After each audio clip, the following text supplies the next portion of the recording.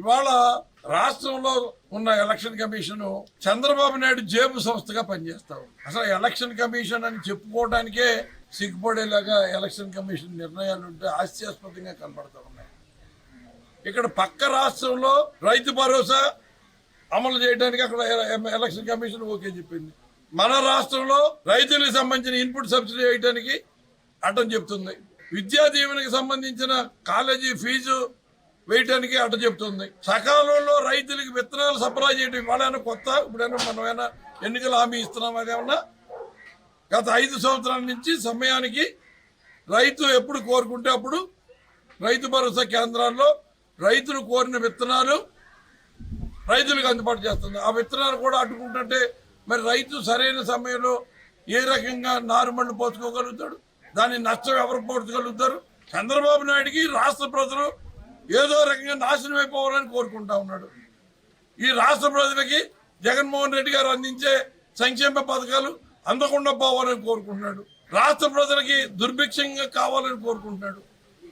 పంటలు వర్షాలు సక్రమంగా పడుతున్నాయి, పంటలు బాగా పండుతున్నాయి, రైతులందరూ సంతోషంగా ఉన్నారంటే చంద్రబాబు నాయుడు కడుపు పగపగగా మండిపోతా ఉంది. అవన్నీ కూడా ఎలక్షన్ కమిషన్ కేటి బొమ్మలాగా నరేంద్ర మోడీ సంఖ్యకేసి ఎలక్షన్ కమిషన్ని ఇష్టం వచ్చిన రీతిలో అతను ఏదో సొంత జాగీరులాగా అతను ఏం చెప్తుంది ఎలక్షన్ కమిషన్ ఒప్పుకోవడం అంటే ప్రజాస్వామ్యంలో ఇంత దారుణమైన పరిస్థితులు రాష్ట్రానికి ఓ రకంగా ఎలక్షన్ కమిషన్ ప్రవర్తిస్తుందని మొట్టమొదటిసారి తెలుసుకుంటా ఉన్నాం. ఇది ప్రజాస్వామ్యమా లేకపోతే చంద్రబాబు స్వామ్యమా? ఎలక్షన్ కమిషన్ చంద్రబాబు నాయుడికి తొత్తులాగా ప్రవర్తిస్తుందా? ఏంటి వైపరీత్యం? ఎటువంటి ఎందుకని మరి ఇటువంటి స్వయం ప్రతిపత్తి కలిగిన ఎలక్షన్ కమిషన్ ఈ రకంగా ప్రవర్తించడానికి కారణం ఏంటి? తెలంగాణకి మనకి అక్కడో రకంగా ఇక్కడో రకంగా నిర్ణయించడానికి ఎవరు దీనికి సమాధానం చెప్తారు? చీఫ్ ఎలక్షన్ కమిషన్ చెప్తాడా? లేకపోతే వ్యవస్థలన్నీ గుప్పిట్లో పెట్టుకున్న నరేంద్ర మోడీ చెప్తాడా? లేకపోతే చంద్రబాబు నాయుడు వదిని గారు పురంధేశ్వరి చెప్పుద్దా?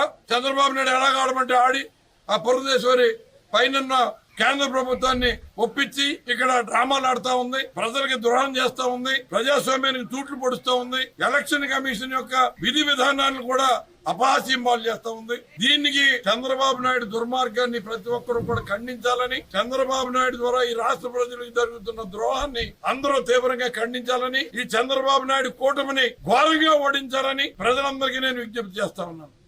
రైతులకు రావాల్సిన ఇన్పుట్ సబ్సిడీని కానీ, వృద్ధులకు వస్తున్న పెన్షన్స్ని, విద్యా దీవెన్ని అన్నింటినీ కూడా ఎలక్షన్ కమిషన్ ద్వారా అడ్డుకోవడం అనేది చాలా బాధాకరం. ఎందుకంటే ఆన్గోయింగ్ ప్రాసెస్ ఇప్పుడు జరిగేదాన్ని అలాగే జరగనియ్యాలి.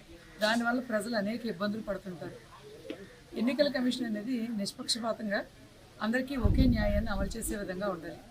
ఈరోజు వారు తెలంగాణలో ఒక రకం నియమ పద్ధతిని ఎంచుకొని ఆంధ్రాకి వచ్చేసరికి మరొక పద్ధతిని ఎంచుకోవడం, ఈ 3 పార్టీలు జతగట్టి ఈ కూటమి వారు చేసే చెడుకి ఒకరికొకరు తోడుగా ఉంటూ ప్రజలను ఇబ్బంది పెట్టడానికి ధ్యేయంగా పెట్టుకున్నారు అన్నది ఈరోజు మనందరికీ కనిపిస్తుంది. ప్రజలు ఎవరైనా సరే జరుగుతున్న పరిస్థితులన్నింటినీ గమనిస్తున్నారు. ఎన్నికల కమిషన్ని ప్రలోభపెట్టి వారి ద్వారా ప్రజలను ఇబ్బంది పెట్టి జగన్మోహన్ రెడ్డి గారిని అధికారంలోకి రానివ్వకుండా చూద్దాం. ఇవన్నీ రాకపోవడానికి జగన్మోహన్ రెడ్డి గారి కారణం అనేది ప్రజలకు చెప్పాలని వారు ఇలాంటి కుయుక్తులు పనడం జరుగుతుంది. కానీ ప్రజలు అన్నీ గమనిస్తున్నారు. ఎప్పుడు కూడా రైతుకు నష్టం కల్పించి రైతు వర్గాన్ని దూరం చేద్దామని, వృద్ధులకు పెన్షన్ని మరి ఇంటి గుమ్మం దగ్గరికి ఎవరి ద్వారా బయటకు వెళ్ళక్కర్లేకుండా వాలంటీర్ల ద్వారా అందిస్తున్న పెన్షన్స్ ఆపడం వల్ల ఈరోజు వృద్ధులు బ్యాంకుల దగ్గరికి వెళ్ళి తెచ్చుకోవడానికి, వారెవరికి బ్యాంకుకి వెళ్ళడానికి ఒక ఆటోనో రిక్షానో కావాలి, ఒక సహాయకుడు కావాలి. అంతేకాకుండా బ్యాంకులో డబ్బుని ఆ వ్యవహారాలు నడపడానికి వారికి తెలియదు కాబట్టి దానికి పూర్తిగా అండగా ఉండడానికి ఒక వ్యక్తి కావాలి. ఇంత వృద్ధుల్ని ఇబ్బంది పెడుతున్న వారి విషయం ఖచ్చితంగా రాబోయే రోజుల్లో వారికి తగ్గుతుంది. అలాగే వాలంటీర్ వ్యవస్థను కూడా ఎంతో ఇబ్బంది పెట్టి, వాలంటీర్ వ్యవస్థ అనవసరమని వాలంటీర్లు మన బిడ్డలు లాంటి చుట్టుపక్కల పరిసర ప్రాంతాల్లోని కుటుంబాల నుంచి వచ్చిన చిన్నపిల్లల్ని అడ్డుకొని వాలంటీర్ వ్యవస్థను తప్పుగా మాట్లాడిన వారు ఈరోజు జగన్మోహన్ రెడ్డి గారిని అధికారంలోకి రానివ్వకుండా చేయడానికి అదే వాలంటీర్ వ్యవస్థను కంటిన్యూ చేస్తామని చెప్పడం ఎంత వారు అధికారం కోసం ఏ నీచానికైనా దిగజారడానికి ఇది ఒకటే ఉదాహరణ. మరి పిల్లల అయిన వాలంటీర్ల ఉసురు, వృద్ధుల యొక్క ఉసురు ఇవన్నీ కూడా రాబోయే రోజుల్లో వారి కుయుక్తులు పనుతున్న వారందరికీ కూడా ఖచ్చితంగా తగులుతుంది.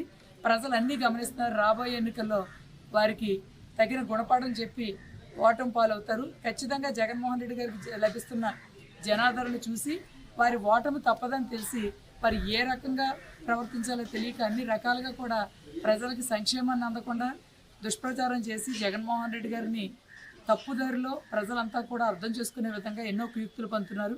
కానీ ఈరోజు ప్రజలంతా వివేకవంతులై ఉన్నారు, ప్రతి దాన్ని గమనిస్తున్నారు. రాబోయే ఎన్నికల్లో జగన్మోహన్ రెడ్డి గారికి అత్యధిక మెజార్టీతో మరి ముఖ్యమంత్రిగా చేయడమే కాకుండా వారికి తగిన బుద్ధి చెప్పడం మాత్రం ఖాయం.